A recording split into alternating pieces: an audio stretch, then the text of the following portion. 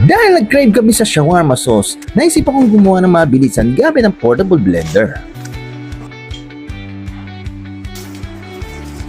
2 pirasong bawang lang ang ating kailangan.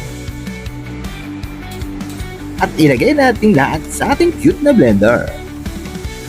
Konting mantika na galing sa sari-sari store. Mayonnaise.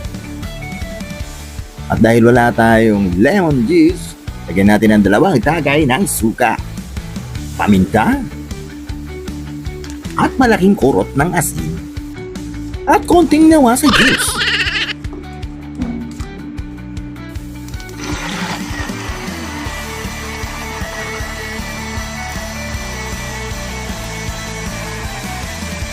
At pagkatapos natin ma-blend, patirahin muna natin sa freezer ng mga 3 minutes. Papataste natin kay food expert.